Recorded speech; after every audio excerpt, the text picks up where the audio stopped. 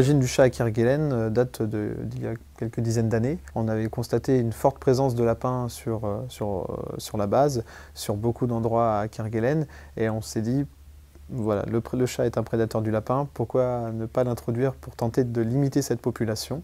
Malheureusement, le chat a consommé, prédaté du lapin, mais également les autres populations d'oiseaux.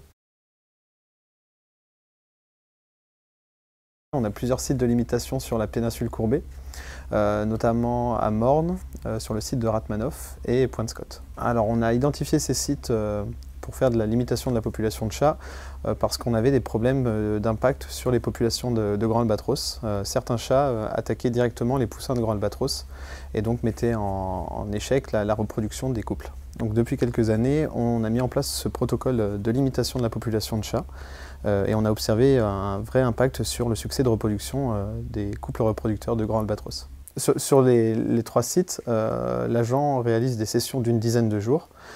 Il va mettre en place les cages le premier jour, qu'il va réarmer tous les soirs, puis relever tous les matins et voir si un chat a été capturé.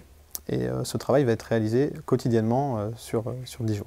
On a obtenu des résultats assez significatifs dès la première année, avec un succès de reproducteur des grands albatros qui a fortement augmenté. On est dans le cadre d'une limitation, donc ça veut dire qu'on ne supprime pas complètement la population de chats.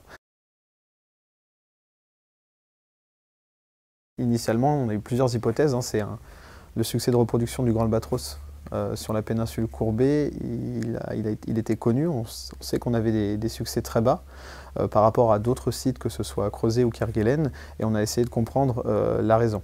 Donc on a commencé par penser à des raisons plutôt de pathogènes. Donc on a fait des suivis, on a fait des analyses sur ces individus-là, on n'a rien trouvé, c'est pour ça qu'on a poussé nos prospections et on est arrivé à l'observation de prédation du chat sur les poussins.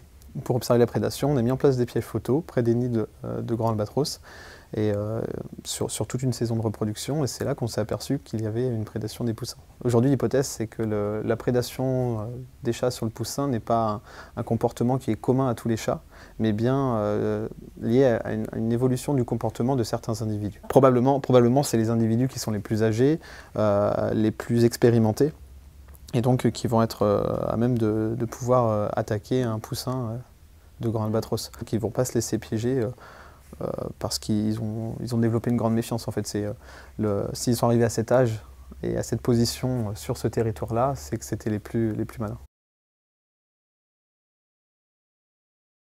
Concrètement, la difficulté à Kerguelen, c'est la superficie. Il serait très difficile en fait de supprimer complètement la population de chats pour des raisons techniques et financières.